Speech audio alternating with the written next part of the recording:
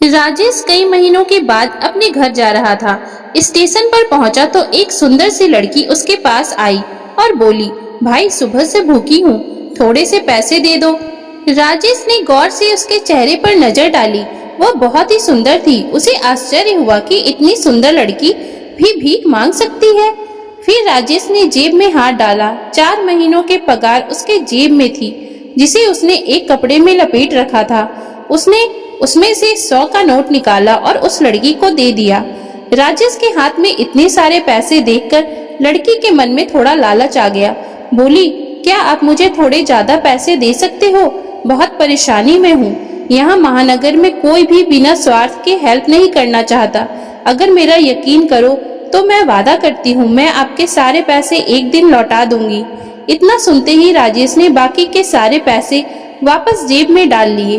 बोला, बहन मैं गरीब आदमी हूँ। 4 महीने में खून पसीना एक करके ओवर टाइम करके ये पैसे जोड़े हैं। बहन की शादी में कर्जा हो गया था, उसका ब्याज चुकाना है। मूल तो पता नहीं कब चुका पाऊंगा, इसलिए लालच न करो।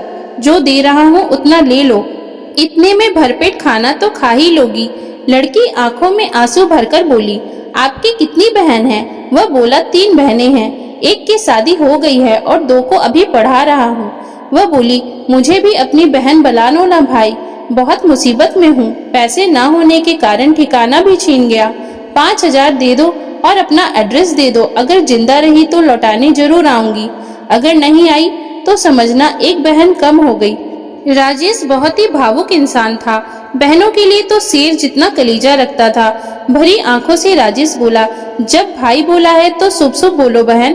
फिर उसने जेब से पैसे निकाले और 10,000 गिनकर उसे देते हुए बोला, जब जिंदगी की लड़ाई लड़ रही हो तो 5,000 में क्या होगा, थोड़ा ज्यादा ही ले लो, बने तो लौटा देना, मगर एक बात याद रखना, किसी भी परिस्थिति आए हार मत मानना। वह लड़की पैसे लेकर रोते हुए जमीन पर बैठ गई।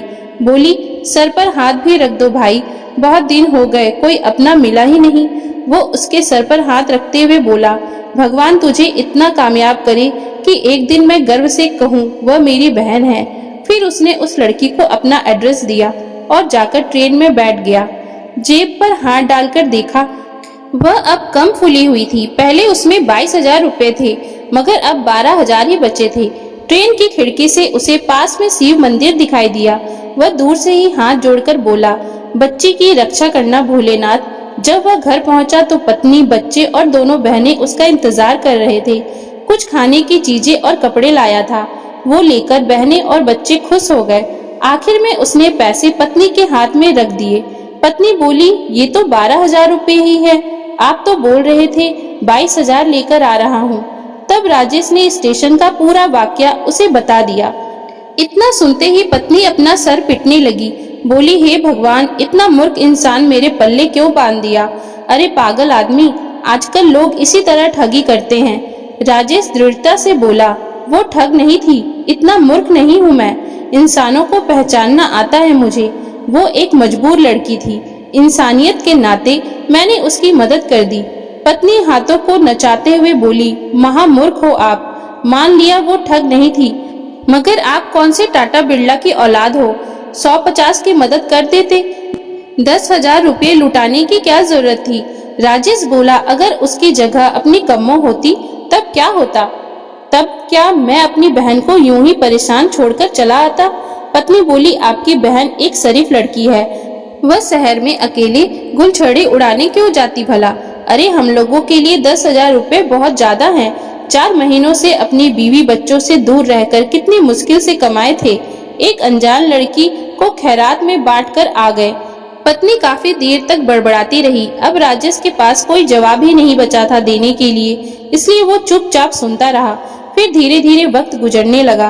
राजेश दोबारा मुंबई नहीं गया, वह गांव में रहकर ही दिहाड़ी मजदूरी करने लगा। दोनों बहनें भी धीरे धीरे बड़ी हो रही थी, खुद के बच्चे भी स्कूल जाने लगे थे। आमदनी कम थी और खर्चों का तो पहाड़ था। बहन की शादी में लिया कर्ज आज भी ज्यों का त्यों ही खड़ा था, वह सिर्फ उसका ब्याज भर पा रहा था। उस लड़की को पैसे दिए हुए 7 साल गुजर चुके थे, लेकिन उसकी पत्नी इस बात को अभी तक नहीं भूली थी। जब भी दोनों की लड़ाई होती थी, वह उसे इस बात पर ताना जरूर मारती थी। शाम का समय था। राजेश मजदूरी करके घर लौटा ही था। उसके दोनों बच्चे और दोनों बहनें बाहर खुले आंगन में बैठकर स्कूल का होमवर्क कर रहे थे। पत्नी बकरियों को चारा डाल रही थी। इतने में एक चमचमाती महंगी कार राजेश के घर के सामने आकर रुकी।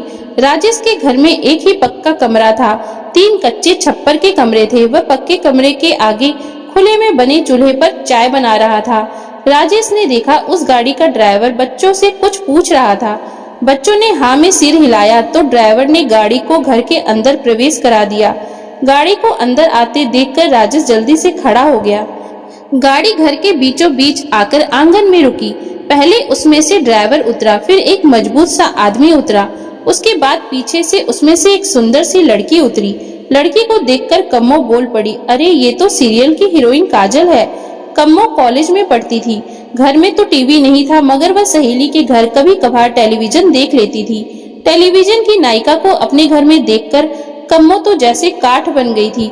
उसे विश्वास ही नहीं हो रहा था। गाड़ी से उतरकर वह सुंदर सी लड़की राजेश की तरफ बढ़ी। राजेश उसे देखते ही झट से पहचान गया कि ये वही लड़की है जिसकी स्टेशन पर उसने मदद की थी। वह भी मुस्कुराता हुआ उसकी तरफ बढ़ा। बच्चे और राजेश की पत्नी अपनी जगह पर खड़े आश्चर्य से ये सब देख रहे थे। काजल ने नजदीक पहुंचकर पहले तो राजेश के पैर छुए, फिर भैया कहते हुए उसके गले लग गई। राजेश दिन भर मजदूरी करके आया था। शरीर में पसीने की बदबू आ रही थी। वह बोला, बहन काम से लौटा हूँ, शरीर गंदी है, अभी मैं नहाया नहीं हूँ। काजल बोली, भाई का पसीना भी बहन के लिए किसी खुशबू से कम नहीं होता। इतना सुनकर वह भी खुश होकर बहन के गले लग गया। राजेश की पत्नी अभी तक चुपचाप सी होकर दूर से सब खड़ी देख रही थी, मगर जब काजल ने भाई बोला तो उसे कुछ माजरा समझ में आया। उसने 2 खटिया बाहर खुले आंगन में डाल दी। राजेश गौर से उसका चेहरा देखने लगा। काजल मुस्कुराकर बोली, टेलीविजन पर नाटकों में काम मिल गया है भैया, आपका आशीर्वाद काम कर गया। कम्मो नजदीक आ गई, बोली, आप काजल ही हो ना दीदी। काजल ने कम्मो को भी सीने से लगा लिया, बोली, हाँ तेरी बड़ी बहन काजल ही हूँ। फिर वह काजल से छोटी बहन वैजंती और राजेश की पत्नी से भी गले मिली। दोनों भतीजों के सर पर हाथ फेरकर प्यार किया।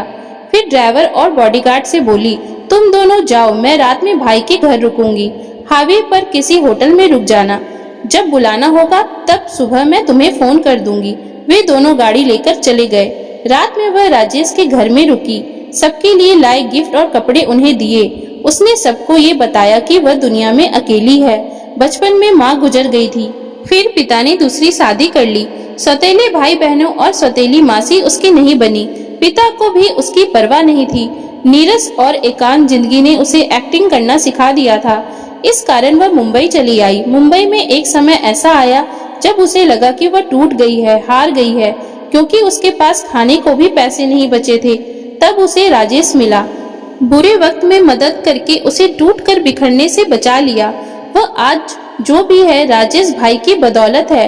आज वह मुद्दतों बाद खुले आसमान के नीचे सोई। उसे बड़े सुकून की नींद आई।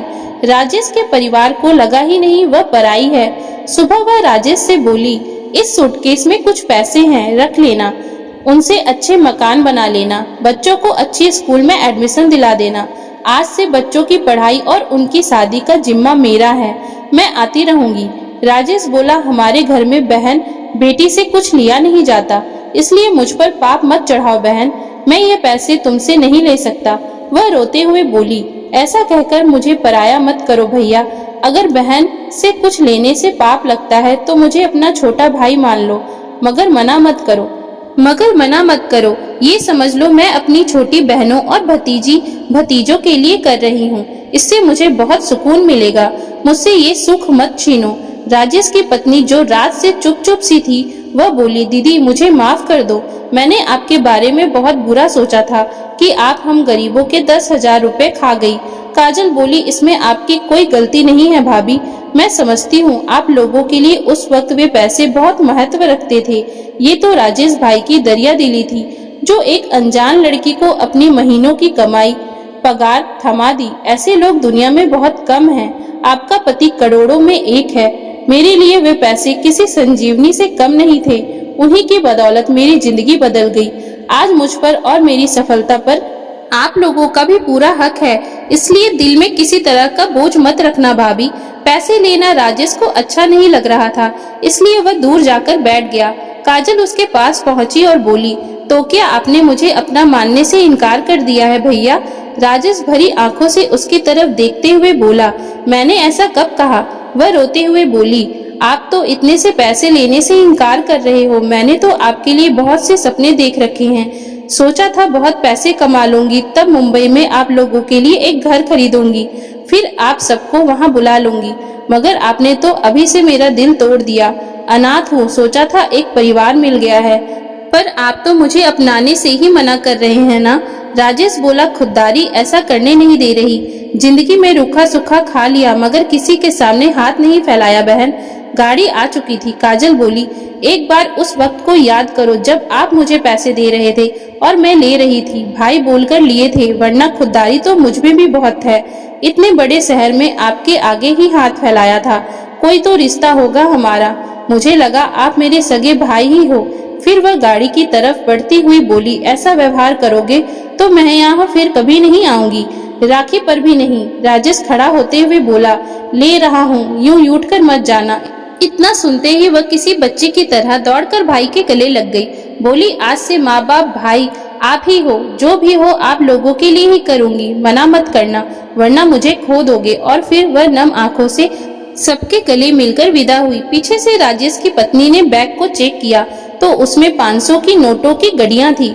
सारे घर वाले उन कागज के टुकड़ों को देखते रह गए जिनसे ये सारी दुनिया चल रही है, जिसके लिए लोग एक दूसरे का गला काटने के लिए तैयार है। उसी एक कागज के टुकड़े के बदले मजदूर अपनी दिन भर की सांस गिरवी रख देता है। सारे रिश्ते और संबंध इसी कागज के टुकड़े से तो बंधे हैं। कुछ लोगों के लिए ये एक कागज का टुकड़ा भगवान से बढ़कर है, मगर राजेश और काजल जैसे लोग भी हैं इस दुनिया में जिनके लिए ये महज एक कागज का टुकड़ा ही है। तो दोस्तों, अगर आपको हमारी आज की ये कहानी अच्छी लगी हो तो कृपया आप हमारे चैनल को लाइक, शेयर और सब्सक्राइब जरूर करें, जिससे हम आपके लिए और भी अच्छी अच्छी कहानियाँ लाते रहें। Thank you for watching.